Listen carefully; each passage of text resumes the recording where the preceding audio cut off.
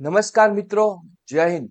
Mission ખાખીમાં મારા ખાખી યોદ્ધાઓનું સ્વાગત છે આ શિક્ષા ફાઉન્ડેશનના ડિજિટલ પ્લેટફોર્મ પર. તો ગુજરાત ભરતી બોર્ડ દ્વારા પીએસઆઈ માટે 558 જેટલી જગ્યાઓ આવી છે. તો આ એક આશાનું કિરણ છે. તો મિત્રો, યુદ્ધમાં જેમ રણનીતિ વગર જો યુદ્ધ જીતવું એટલું મુશ્કેલ છે, એમ જ પરીક્ષામાં સિલેબસ વગર તૈયારી કરવી એ એટલી મુશ્કેલ છે. તો મિત્ર, આજે આ સંપૂર્ણ લેક્ચરમાં આપણે સિલેબસ વિશે ડિટેલમાં ચર્ચા કરીશું, વિગતવાર. તો આપણે જાણીએ તો ભરતીની જગ્યા પીએસઆઈ માં આ વખતે 858 જેટલી જગ્યાઓ આવી છે. કેટલી જગ્યાઓ આવી છે? 858. જેમાં બિન હથિયારી પોલીસ ઇન્સ્પેક્ટરની 659 જેટલી જગ્યાઓ છે.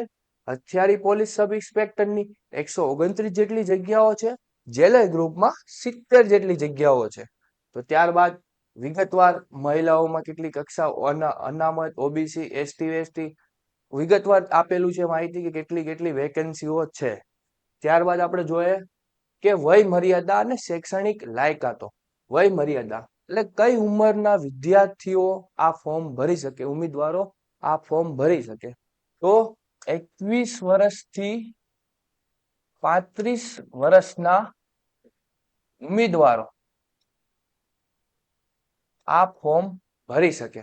જેમાં આપણે કેટેગરી વાઇઝ ઘણી છૂટછાટો આપવામાં આવી છે. જેમ કે જનરલ સામાન્ય કેટેગરીની મહિલાઓ માટે 5 વર્ષની છૂટછાટો, અનામત કેટેગરીના પુરુષો માટે 5 વર્ષની છૂટછાટો, અનામત કેટેગરીના મહિલા ઉમેદવારો માટે 5+5 ટોટલ 10 વર્ષની છૂટછાટ, અને વય મર્યાદાઓમાં 45 વર્ષ સુધી એક મહત્તમ મેક્સિમમ તમે 45 વર્ષની ઉંમર હોય તો આ તમે ફોર્મ ભરી શકો. ત્યારબાદ રમતવીરોની પણ છૂટછાટ આપવામાં આવે છે 5 વર્ષની, અને 45 વર્ષ મર્યાદાઓ છે. માજી સૈનિકો માટે પણ 3 વર્ષની છૂટછાટો આપવામાં આવે છે. તો વિદ્યાર્થી મિત્રો, આપણે પીએસઆઈ ના ફોર્મ ભરવાના સ્ટાર્ટ થઈ ગયા છે. 3 ડિસેમ્બર થી 23 ડિસેમ્બર એની ફોર્મ ભરવાની ડેટ છે. તો વિદ્યાર્થી મિત્રો, જલ્દી જે ફોર્મ ભરવાના, જે વિદ્યાર્થીઓને બાકી છે, ઉમેદવારોને બાકી છે, એ જલ્દીથી ફોર્મ ભરવાનું સ્ટાર્ટ કરી દો. ત્યારબાદ શૈક્ષણિક લાયકાતો કે કયા વિદ્યાર્થીઓ, ઉમેદવારો ક્વોલિફિકેશન શું હોવું જોઈએ? તો ગ્રેજ્યુએશન, કોઈ પણ સ્નાતક, કોઈ પણ શાખામાં સ્નાતક હોવા જોઈએ. કોઈ પણ શાખામાં સ્નાતક હોવા જોઈએ તમે. ત્યારબાદ આપણે ઉંમરની વાત કરી, શૈક્ષણિક લાયકાતની વાત કરી. હવે આપણે વાત કરીશું કે આ એક્ઝામ કેટલા તબક્કામાં લેવાય છે. આ એક્ઝામ ટોટલ 2 તબક્કામાં લેવાય છે. પહેલું તબક્કું જે ફિઝિકલ ટ્રેનિંગ, ફિઝિકલ દોડ. પહેલો તબક્કો દોડ. બીજો તબક્કો જે મેન્સ એક્ઝામ હોય લેખિત, એમાં. તો આપણે દોડ વિશે વાત કરીશું પહેલા તબક્કામાં. કે દોડ એક ક્વોલિફાય એક્ઝામ છે કે માત્ર તમારે જે આ પુરુષોને 5000 મીટર દોડ છે, એટલે 5 કિમી કિલોમીટર 25 મિનિટમાં પૂરું કરવાનું હોય છે. ત્યારબાદ મહિલાઓને 1600 મીટર એ 9 મિનિટ ને 30 સેકન્ડમાં પૂરું કરવાનું હોય છે. એક્સ સર્વિસમેનને 2400 મીટર 12 મિનિટ ને 30 સેકન્ડમાં પૂરું કરવાનું હોય છે. આ ખાલી ક્વોલિફાય એક્ઝામ છે. આમાં માર્ક્સ પહેલા જેમ એક્ઝામમાં ગણવામાં આવતા, હવે માર્ક્સ ગણવામાં આવતા નથી. ખાલી ક્વોલિફાઈડ એક્ઝામ છે કે તમારે આ તબક્કો પાસ થયો ત્યારબાદ તમે લેખિત એક્ઝામ દઈ શકશો. તો દોડ એટલી ઇમ્પોર્ટન્ટ જ છે, કેમ કે દોડવામાં તમે નીકળ્યા તો જ તમે લેખિતની પરીક્ષા કરો. જે તમે તૈયારી કરો છો અત્યારે, અલગ અલગ સબ્જેક્ટ વાંચો છો, તમે દોડવામાં પાસ થાય ત્યારબાદ તમે એક્ઝામ આપી શકો. તો દોડ પણ મહત્વની છે. ભલે આપણે માર્ક્સ નથી, પણ દોડ પણ મહત્વનો ભાગ ભજવે છે. તો જલ્દીથી મિત્રો તમે દોડવામાં પણ તૈયારી સ્ટાર્ટ કરી દેજો. ત્યારબાદ સુરતમાં રહેતા વિદ્યાર્થીઓ માટે આપણું આ શિક્ષા ફાઉન્ડેશન એ ફ્રી ફિઝિકલ ટ્રેનિંગ લઈ આવ્યું છે. કે જે સુરતમાં જે વિદ્યાર્થીઓ રહે છે, જેને તૈયારી કરવી છે, સરખું માર્ગદર્શન મળતું નથી દોડવા માટે, તો આપણે ફ્રી ફિઝિકલ ટ્રેનિંગની પણ એક સુવિધા, એક લાભ આપે છે. તો જલ્દીથી આપણે 15 ડિસેમ્બરથી સ્ટાર્ટ થાય છે. સાંજનો સમય છે 7 થી 8 ભાણકી સ્ટેડિયમમાં. સુરતમાં રહેતા વિદ્યાર્થીઓ આ લાભ ચોક્કસ લે અને પોતાની દોડવાની પ્રેક્ટિસમાં સુધારો લાવે, ટાઈમિંગ ઇમ્પ્રુવમેન્ટ કરે, અને આપણે એક્સપર્ટ કોચ દ્વારા આપણે ટ્રેનિંગ કરાવવામાં આવે છે. ત્યારબાદ આપણે દોડની વાત થઈ. હવે શારીરિક માપદંડો કે પુરુષ હોય, જેમ કે મૂળ ગુજરાતીના અનુસૂચિત જનજાતિના ઉમેદવારો, પુરુષની ઊંચાઈ 162 સેન્ટીમીટર હોવી જોઈએ. ત્યારબાદ છાતી ઓગણએસી ની હોવી જોઈએ ફૂલાવેલી, 84 ની હોવી જોઈએ, એટલે 5 સેમી તમારે ફૂલાવાની હોય છે, 5 સેમી ફૂલાવેલી હોવી જોઈએ. ત્યારબાદ અનુસૂચિત જનજાતિ ઉમેદવારો સિવાયના તમામ ઉમેદવારોની ઊંચાઈ 165 ઊંચાઈ હોવી જોઈએ. ત્યારબાદ એની છાતી ફૂલાયા વગર 79 હોવી જોઈએ અને ફૂલાવીને 84. તો 5 સેમી ફૂલાવાની હોય છે આમાં પણ. હવે મહિલાઓની વાત કરીએ કે મહિલાના શારીરિક માપદંડો કયા હોય છે. મહિલાઓમાં ખાલી ઊંચાઈ જ હોય છે. જેમ મૂળ ગુજરાતી અનુસૂચિત જનજાતિના ઉમેદવાર મહિલા હોય એને 150 સેમી ખાલી ઊંચાઈ જ હોય છે. અનુસૂચિત જનજાતિ ઉમેદવાર સિવાયના તમામ ઉમેદવારો જે મહિલાઓ છે એના માટે 155 ઊંચાઈ હોય છે. ગયા વખતે વજન હતું, આ વખતે એટલે ગયા વખતે જે ગયા વખતે વજન હતું, હવે પછી આપણે વજનનું કોઈ ક્રાઇટેરિયા છે નહીં, ખાલી તમારી ઊંચાઈ અને પુરુષો માટે ઊંચાઈ અને છાતી, મહિલાઓ માટે ખાલી ઊંચાઈ. આ થઈ આપણે શારીરિક માપદંડોની વાત કરી. હવે આપણે મેન વસ્તુ ઉપર આવી જાય કે એક્ઝામ, મેન્સ લેખિત એક્ઝામ, એ પણ આપણે બે વિભાગમાં હોય છે, પેપર 1, પેપર 2. પેપર 2 માં જનરલ સ્ટડી એટલે સામાન્ય અભ્યાસ, એનું MCQ બેઝ હોય છે, એ 200 માર્ક્સની હોય છે અને 3 કલાકનું પેપર હોય છે. તો મિત્રો એની બાદ આવે છે ડિસ્ટ્રક્ટિવ એટલે વર્ણનાત્મક, જે ગુજરાતી અને ઇંગ્લિશ લેંગ્વેજમાં હોય છે, જેમાં આપણે વર્ણનાત્મક એટલે લખવાનું હોય છે. એ 100 માર્ક્સની હોય છે અને 3 કલાક હોય છે. ટોટલ આપણે એક દિવસમાં 300 માર્ક્સ અને 6 કલાકનું એક્ઝામ દેવાની હોય છે. એક દિવસમાં બંને પેપર હોય છે, પેપર 1 ને પેપર 2. આપણે આગળ આપણે ડિટેલમાં એનો અભ્યાસ કરીશું, તમને જણાવીશું.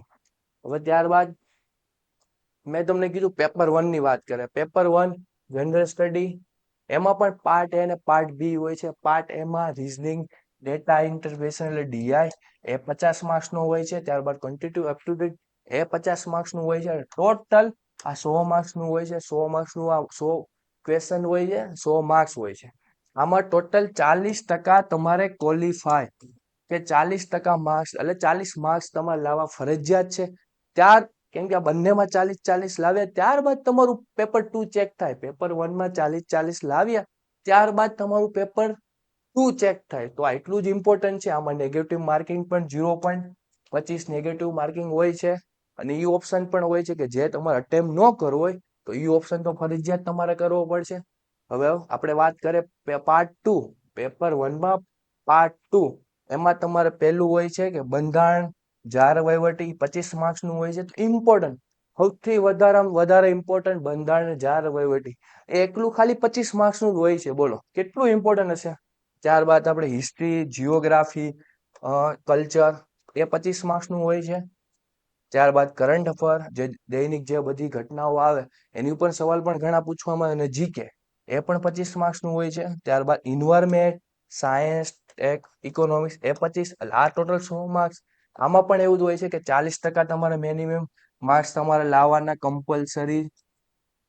હવે ઘણા વિદ્યાર્થીઓ આ વસ્તુ પર વધારે ધ્યાન આપે, બંધારણ ને એવું બધું વધારે વાંચે, રીઝનિંગમાં ઓછી પકડ હોય, પણ તોય કઈ કામનું નથી. કેમ કે બંનેમાં તમારે 40% તો લાવવાના જ હશે માર્ક્સ. તમે આમાં ભલે તમે 100 માંથી 80 લાવો, પણ આમાં તમારે 30 આવ્યા તો કાંઈ મહત્વ છે નહીં. તમારે બંનેમાં સરખા તબક્કામાં તૈયારી કરવી પડશે. હવે આપણે આની આગળ ડિટેલમાં ચર્ચા કરીશું, ત્યારબાદ હું તમને જણાવીશું. અત્યારે વાત કરીએ હવે પેપર 2 ની વાત કરે. પેપર 2 પાર્ટ એ ને પાર્ટ બી. પેપર 2 પાર્ટ એ ગુજરાતી લેંગ્વેજ, આ એક વર્ણનાત્મક હોય છે કે આપણે લખવાનું આવે છે. આમાં પહેલું MCQ બેઝ હતું, આ વર્ણનાત્મક લખવાનું આવે છે. એમાં એસે 30 માર્ક્સનું હોય છે. ત્યારબાદ પેસિવ રાઇટિંગ, એ પણ 10 માર્ક્સનું હોય છે. એટલે સમશીકરણ અને કમ્પેરિઝન એટલે ગદ્યખંડ, એ પણ 10 માર્ક્સનું હોય છે. રિપોર્ટ રાઇટિંગ એટલે રિપોર્ટ રાઇટિંગ 10 માર્ક્સનું હોય છે. ત્યારબાદ લેટર રાઇટિંગ, પત્ર લેખન, આ અહેવાલ લેખન. રિપોર્ટ રાઇટિંગ એટલે અહેવાલ લેખન ને લેટર રાઇટિંગ એટલે પત્ર લેખન. આ 10 માર્ક્સનું હોય છે. ટોટલ 70 માર્ક્સનું હોય છે ખાલી ગુજરાતી. ત્યારબાદ પાર્ટ બી ઇંગ્લિશ લેંગ્વેજ, આ બંને લેંગ્વેજમાં હોય છે. ઇંગ્લિશમાં passive writing 10 marks, comparison 10 marks અને ટ્રાન્સલેશન જે ગુજરાતી હોય આપણે ઇંગ્લિશમાં કરવાનું, એના 10 માર્ક્સ. આ ટોટલ 30 માર્ક્સનું હોય છે. બંનેના મળીને 100 માર્ક્સ થાય છે. તો આ ટોટલ 300 માર્ક્સનું આપણું પેપર હોય છે, જેમાં 200 માર્ક્સના MCQ હોય છે, 100 માર્ક્સનું આપણે વર્ણનાત્મક લેખિત હોય છે. આ બધાનું મળીને કટ ઓફ તૈયાર થાય. પણ પાર્ટ પેપર 1 માં તમારે 40% હોય તો જ તમારું આ પેપર 2 ચેક થાય. અને હવે હમણાં નવા આરઆર આવ્યા છે કે 20 ગણા ઉમેદવારોના જ શું પેપર 2 ચેક થશે. 20 ગણા ઉમેદવારોના જ પેપર 2 આ ચેક થશે. પેપર 2 ઈ 858 જે જગ્યાઓ છે, જગ્યાના 20 ગણા ઉમેદવારોનું જ આ પેપર 2 ચેક થશે. હમણાં નવા આરઆરમાં મેં જણાવ્યું છે. કેમ કે જલ્દીથી જલ્દી આપણી એક્ઝામ પ્રક્રિયા થઈ જાય, રિઝલ્ટ આવી જાય, એના માટે હવે નવા હમણાં ચેન્જીસ આવ્યા છે, એ પણ મેં તમને જણાવ્યા. ત્યારબાદ હવે આપણે જણાવીશું કે વિશેષ ગુણ 12 કે જે એનસીસી નું જે સીલ સર્ટિફિકેટ જે ધરાવતા હોય ઉમેદવારોને 2 ગુણ વધારે મળે છે.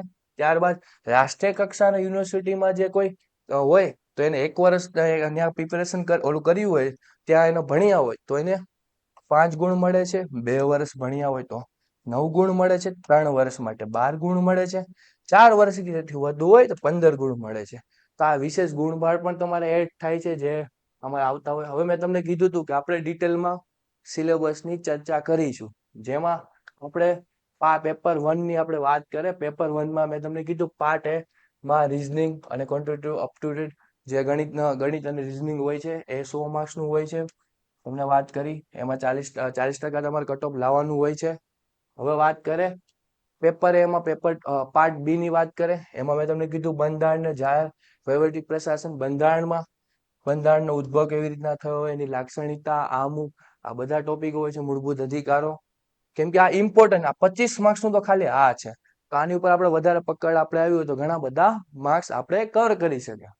ત્યારબાદ સંઘ રાજ્યના કાર્યો, જેમ કે આપણે મોદી સાહેબના કાર્યો, ભૂપેન્દ્ર પટેલના બંને વચ્ચેના જે કાર્ય કે વિધાનસભાના કયા કાર્ય હોય, સંસદના કયા કાર્ય હોય, એ બધા તમારે આપણે ભણવાના આવશે ટોપિકમાં. ત્યારબાદ બંધારણ સંસ્થાઓ, સામયિક તંત્ર, પંચાયતી રાજ, ભારતીય પ્રશાસન ક્રાંતિઓ, અમલદારશાહી, મૂલ્ય સેવા, કેન્દ્ર રાજ્ય વહીવટી તંત્ર, કાયદા અને વ્યવસ્થાનું પ્રશાસન. આ બધા થયા આપણે જાહેર પ્રશાસનના ટોપિક થયા. હવે એમાં જ આપણે સેક્શન 2 માં હિસ્ટ્રી, જીઓગ્રાફી, કલ્ચર, એના 25 ગુણ હોય છે, જેમાં હિસ્ટ્રીમાં સિંધુ ખીણ સભ્યતા, વૈદિક યુગ, જૈન ધર્મ, બૌદ્ધ ધર્મ. ત્યારબાદ આપણે આગળ જોઈએ કે ગણરાજ્ય, મધ્ય એશિયામાં કયા કયા વંશો, હર્યક વંશ, નંદ વંશ, બધા વંશોની કલા, પરિસ્થિતિ, સામાજિક વ્યવસ્થા. પછી ભારતીય યુરોપિયન દેશનું મોડર્ન હિસ્ટ્રીની પણ વાત આપણે કરી. 1858 નો ગરવો.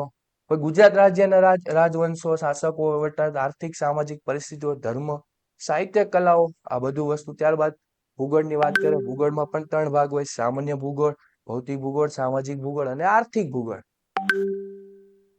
ભૂગોળમાં ગુજરાત અને ભારતનું બંનેનું ભૂગોળ પૂછાય છે, જેમાં વર્તમાન પ્રવાહમાં પણ જે વિશ્વમાં કઈ આપણે ઘટના બને, જેમ કે હમણાં જ્વાળામુખી ફાટ્યો, એવી કઈ પણ ઘટનાઓ જે બનતી હોય, ભૂગોળને લગતી હોય, એ પણ આપણે એક્ઝામમાં મહત્વની ભાગ ભજવે છે. ત્યારબાદ સાંસ્કૃતિક વારસાની વાત કરે, જેમાં ભારતનો, ગુજરાતનો બંનેનો સાંસ્કૃતિક વારસો પૂછાય છે. એમાં ઇવન ગુજરાતના સંગ્રહ સ્થાનો, ગુજરાતની રંગભૂમિઓ, આદિવાસી જનજીવન.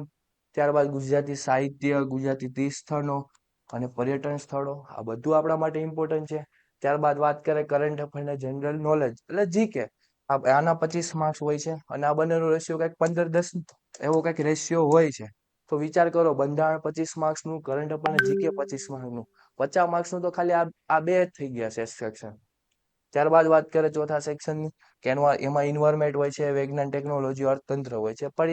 પર્યાવરણની વાત કરીએ, પર્યાવરણ most of the current affair લગતું જ હોય છે, જેમાં કે અલગ અલગ કાયદાઓ, રાષ્ટ્રીય આંતરરાષ્ટ્રીય જાળવવા માટે કઈ કઈ નીતિઓ, વન્યજીવો કે કઈ કઈ જગ્યા આપણા વન્યજીવો સંરક્ષણ સ્થળો, નેશનલ પાર્ક આવેલા છે, એ બધી માહિતી આપણે કઈ છે જરૂરી. ત્યારબાદ પ્રદૂષણો કયા કયા અસરના લીધે પ્રદૂષણ થાય છે, આપત્તિ એટલે ડિઝાસ્ટર મેનેજમેન્ટ, જો આમાં ડીએમ પણ આવી ગયું, ડિઝાસ્ટર મેનેજમેન્ટ, રાષ્ટ્રીય ઉદ્યાનો, અભયારણ્યો પણ આવી ગયા. વિજ્ઞાન ટેકનોલોજીની વાત કરે, તેમાં કરંટને લગતી તો હોય, પણ સાથે સાથે આપણે કોઈ હમણાં મિસાઇલ નવી, આપણે મિસાઇલું કે અગ્નિ મિસાઇલ, આ બધી આવી ડીઆરડીઓ ની જે મિસાઇલું, ઈસરોમાં જે આપણા સ્પેસ છે, ટેકનોલોજી, બધી વસ્તુ પર આપણે ઇમ્પોર્ટન્ટ જ છે આપણા માટે. જેમ કે ઇન્ફોર્મેશન આઈટી ક્ષેત્ર, એઆઈ પણ આપણા માટે ઇમ્પોર્ટન્ટ. પરમાણુ નીતિ આપણા દેશની, કઈ છે. અર્થતંત્રની વાત કરીએ તો આપણા અર્થતંત્રમાં repo rate, reverse repo rate, અર્થતંત્રનો વિકાસ, આયોજનના મોડલો, આ બધા ટોપિક હોય છે. ત્યારબાદ વાત કરીએ ભારતીય જાહેર વિત્ત વ્યવસ્થા કે ભારતીય કર વ્યવસ્થા, જાહેર ખર્ચ, જાહેર દેવું, GST, repo rate, US repo rate, જેમ કે કૃષિ ક્ષેત્ર ઉપર ગુજરાતનું અર્થતંત્ર પણ ગુજરાતની સામાજિક, શૈક્ષણિક, આરોગ્ય, કૃષિ, વન આ બધું ઇમ્પોર્ટન્ટ હોય છે. હવે મેં તમને અત્યાર સુધી વાત કરી પેપર 1 ના પાર્ટ એ અને પાર્ટ બી ના ડિટેલ સિલેબસની. હવે પેપર 2 ની વાત કરે કે પેપર 2 જે લેખિત છે, વર્ણનાત્મક છે, લેખિત, એની હું વાત કરું. એમાં પણ પાર્ટ એ ગુજરાતી લેંગ્વેજ સ્કિલનો હોય છે. એમાં નિબંધ હોય છે, જેમાં તમારે નિબંધ 350 શબ્દોમાં લખવાનો આવે છે. સમશીકરણ હોય છે, ગદ્યખંડ કે પોતાના સમશીકરણ કરવાનું આવે છે. ત્યારબાદ ગદ્ય સમીક્ષા, ગદ્યખંડ આધારિત પ્રશ્નો પૂછવામાં આવે છે. ગયા વખતે આપણે આમાં જ આપણે જોવા શું કહેવાય, વ્યાકરણ ને એવું બધું પૂછવામાં આવ્યું. હવે અહેવાલ લેખન, પત્ર લેખન, એના 10 માર્ક્સ હોય છે ટોટલ. આ 70 માર્ક્સનું હોય છે. ત્યારબાદ ઇંગ્લિશમાં પણ એવી રીતના હોય છે કે ગદ્યખંડ કે સમશીકરણ કરવું, પછી ગદ્ય આધારિત પ્રશ્નો હોય છે, પછી ગુજરાતીનું ઇંગ્લિશમાં ટ્રાન્સલેશન કરવું. આ 30 માર્ક્સનું હોય છે ટોટલ. આપણે થયા 100 માર્ક્સ. તો અને મિત્રો, ગુજરાતી અને ઇંગ્લિશ લેંગ્વેજના પેપર હોય છે એ કોરા પાનાવાળી લીટી હોય ને, એમાં કોરું પાનામાં તમારે લખવાનું હોય. તો તમારે અત્યારથી લખવાની પ્રેક્ટિસ ચાલુ કરી દેવી જોઈએ. હવે મિત્રો, અત્યારે મેં તમને પેપર 1, પેપર 2 ની વાત કરી, આખા સિલેબસની વાત તમને કરી છે. તો મિત્રો, જલ્દીથી જલ્દી તમે તૈયારી કરવા માંડો, કેમ કે આ એક સ્વર્ણ તક છે જેનો લાભ આપણે લેવો જ જોઈએ. કેમ કે એવડી મોટી ભરતી પેલા પડી નહોતી, 858 બહુ વિશાળ ભરતી છે. તો આ સ્વર્ણ તકનો લાભ લેવો જોઈએ. તો મિત્રો, તમે તૈયારી કરો છો, સાથે સાથે તમારા કોઈ મિત્રો પણ તૈયારી કરતા હોય કે સગા સંબંધી, જે કોઈને જો આ વિડીયો એના માટે હેલ્પફુલ થતો હોય તો અવશ્ય મિત્રો તમે આ વિડીયોને શેર કરજો અને લાઈક કરજો. નવી રીતના સપોર્ટ કરજો. અને બીજી કઈ પણ માહિતી, તમારે કાંઈ ઇન્ફોર્મેશન જોતી હોય તો કેપ્શનમાં આપણે જે નંબર આપેલો છે, જે વિગત, તો એમાં અમને અવશ્ય કોલ કરજો. તો મિત્રો, આભાર. Thank you so much.